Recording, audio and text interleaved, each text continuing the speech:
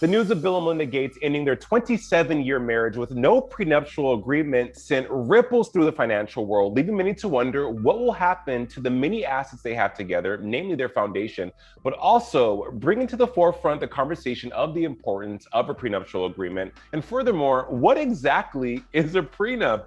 I'm joined by Britton Hill, president of Weber Global Management, right here in Miami, who can offer some insight into all of this. Britton, welcome to Inside South Florida. Hey, Jason, thanks for having me. It's great to be here. Glad to have you. Huge news. They are worth billions of dollars. Britton, what is at stake in this divorce? Well, I mean, aside from the obvious hundreds of billions of dollars, there's some concerns, and people rightfully have these concerns. The Bill and Melinda Gates Foundation is one of those things, having donated over $50 billion in over 130 countries, and they estimate over 120 million lives saved through these efforts. A lot of people are kind of wondering, what is at stake for the future of the foundation, because it is the Bill and Melinda Gates Foundation. Right. Fortunately, it sounds like they're going to keep going and it's going to stay intact despite their divorce. But we're going to have to wait and see. In addition, there's always a question of what's going to happen with the shares, because the majority of Bill's net worth is in Microsoft shares. And so there's concern, is this gonna cause like a huge dumping of the shares? Most likely what I think we'll see is something similar to what we saw with the Bezos divorce, where they're gonna split the shares, but Bill, since he is the chairman, he will retain voting rights for those shares.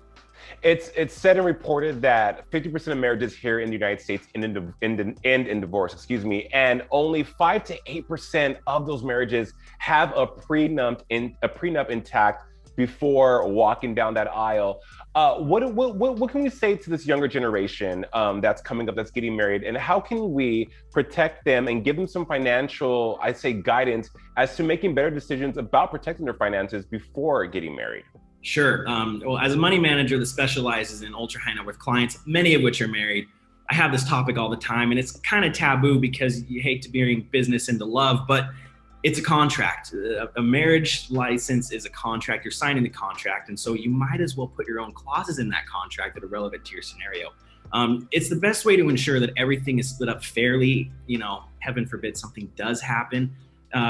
You always hope and pray you never have to use it. But if you do, not only is it going to just make sure everything's split up in a way that is fair and truly equitable, but it's going to save you tens of thousands of dollars on the back end, because the biggest thing that people fight about in divorce is money and kids. And, especially the financial, it can tie up months of time and litigation and tens of thousands of dollars. You'll save yourself headache. You're going to save yourself some money, and it's just going to make it a lot easier on the back end. Right. A lot easier on the back end for you financially, and a lot easier on the back end emotionally. They always say marriage is a business, and the business of getting married is hard.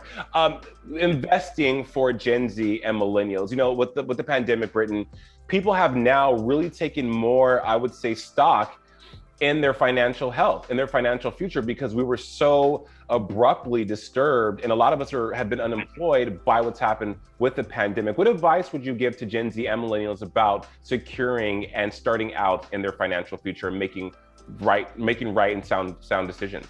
Yeah, so advice for millennials and Gen Zers, you're kind of entering this phase now where, especially as you're graduating college, you're getting through college, you're getting your first job, you're finally starting to have money, you're earning money.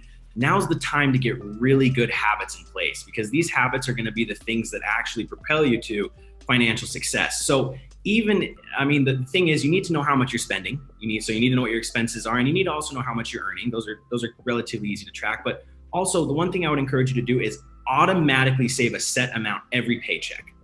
Even if it's $5, because that's going to get you in the habit of saving consistently and saving every paycheck.